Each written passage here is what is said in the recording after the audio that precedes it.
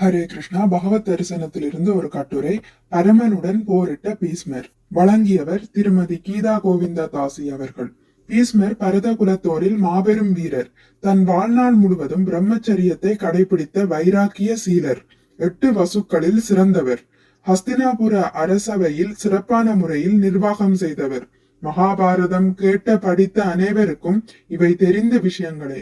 ஆனால் அவர் 12 மகாஜனங்களில் மிக உயர்ந்த பக்தர்களில் ஒருவர் என்பதும் வியாசர் போன்ற மாமுனிவரிலும் மேன்மையானவர் என்பதும் பலர் அறியாத உண்மை. அவருக்கும் பகவானுக்கும் உள்ள உறவை பற்றி விவரமாக காணலாம். பீஸ்மருக்கும் பகவானுக்கும் உள்ள உறவு முறை. பொதுவாக பக்தர்களுக்கும் பகவானுக்கும் 5 வகையான முக்கிய உறவு முறைகள் உள்ளன. அவை சாந்த பக்தி, அதாவது மிதமான பக்தி; தாசிய பக்தி, அதாவது தொண்டு செய்யும் பக்தி; சக்கிய பக்தி, அதாவது நட்பு ரீதியான பக்தி; வாத்சல்ய பக்தி, அதாவது பெற்றோர் முறையிலான பக்தி; மாதுரிய பக்தி, அதாவது சிருங்கார பக்தி. இந்த 5 உறவுகளில் பீஸ்மர் தொண்டு புரியும் பக்தராக பகவானுடன் உறவு கொண்டிருந்தார்.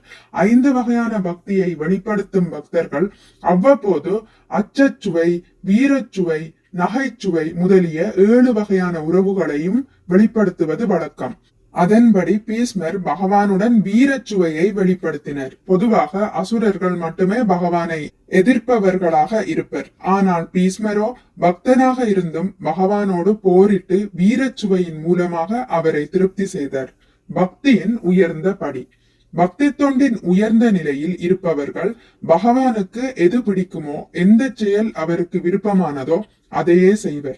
அவர்கள் எல்லா சூழ்நிலையிலும் பகவானை மகிழ்விக்கவே விரும்புவர். பகவானின் விருப்பம் தங்களுக்கு கடினமாக இருந்தாலும் அதை செய்து அவரை திருப்தி செய்வர்.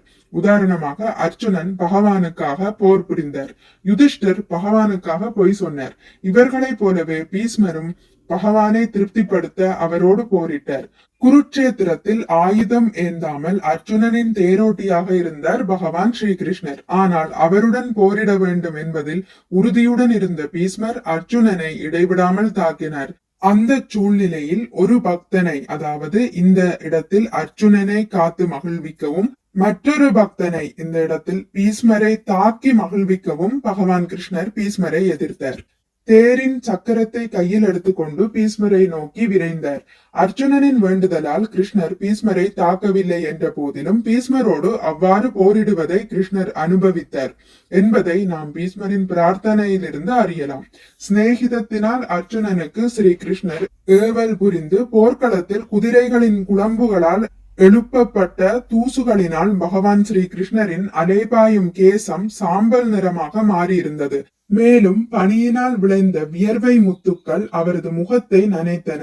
எனது கூரிய அம்புகள் தைத்த காயங்களால் அதிகரிக்கப்பட்ட இவ்வெல்லா அலங்காரங்களையும் அவர் அனுபவித்தார். என் மனம் ஸ்ரீ கிருஷ்ணரிடமே ஆழ்ந்து விடட்டும். ஸ்ரீமத் பாகவதம் 1.9.34.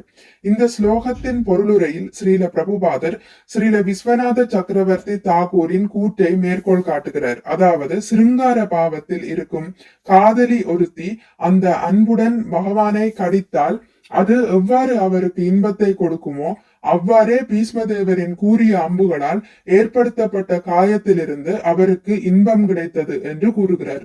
கிருஷ்ணரின் மீது அம்பு எய்திய பீஷ்மரின் செயல்களை ஒருபோதும் தவறாக எடுத்துக்கொள்ள கூடாது. ஆகவே பகவானுக்கும் அவரது தூய பக்தரான பீஷ்மருக்கும் இடையில் குருட்சேத்திரத்தில் ஓர் உன்னதமான அன்பு பரிமாற்றம் நிகழ்ந்தது. அந்த போர் ஒருபோதும் பௌதிகமானதல்ல. மேலும் பகவானின் திருமேனியில் ஏற்பட்ட காயங்களும் சாதாரணமானவை அல்ல. அவரது திருமேனியில் காயம் என்பது சாத்தியமா? கூரிய அம்புகளால் காயம் விளைவிக்கப்பட்டது போல் காணப்படுவது சாதாரண மனிதனுக்கு குழப்பத்தை விளைவிக்கலாம். ஆனால் ஆன்மீக அறிவை பெற்றிருப்பவரால் வீரச்சுவையுடன் பீஸ்மர் புரிந்த போரையும் அவர்களுக்கு இடையிலான திவ்யமான அன்பு பரிமாற்றத்தையும் புரிந்து கொள்ள இயலும். பக்தர்களையும் பகவானையும் அறிந்த பீஸ்மர். பகவான் கிருஷ்ணரே அனைத்திற்கும் மூலம் என்பதை பீஸ்மர் நன்கு அறிந்திருந்தார். எனவே தம் மரண படுக்கையில் அவர் பகவானை தரிசிக்க விரும்பினார். பகவானின் சிறந்த பக்தர்களான பாண்டவர்களையும் அவர் மிகுந்த பாசத்துடன் வளர்த்தார். அவர்களுக்கு அநியாயம் நிகழ்ந்தது என்பதை அறிந்தும் சில மேலோட்டமான அரசியல் காரணங்களால் அவர் பாண்டவர்களோடு இணையவில்லை. இருப்பினும் பகவானை பக்தர்களின் மூலமாகவே அணுக வேண்டும் என்ற முறையை அறிந்து அதனை மற்றவர்களுக்கும் எடுத்துரைத்த மகாஜனராக அவர் திகழ்ந்தார். இதனால் தான் அவர் தம் பிரார்த்தனையில் பகவானை விஜய ஷகே, பார்த்த ஷகே என்றெல்லாம் அழைக்கிறார். பீஸ்மர் மிக உயர்ந்த பக்தர். பீஸ்மர் மிக உயர்ந்த பக்தராக இருந்த காரணத்தினால்தான் அவர் இறக்கும் தருவாயில் சாக்ஷாத் கிருஷ்ணரே அவரை காண போர்க்களம் வந்தார். யுதிஷ்டருக்கும் பீஸ்மர் மூலம் அறிவுரையும் வழங்கச் செய்தார். அதன் மூலம் பீஸ்மரின் பெருமையை பகவான் உலகினர் அனைவருக்கும் உணர்த்தினர். உயர்ந்த பக்தர்கள் மரணப்படுக்கையிலும் தெளிவான சிந்தனையுடன் கிருஷ்ண பக்தியை பிரச்சாரம் செய்வர் என்பதை இதிலிருந்து அறியலாம்.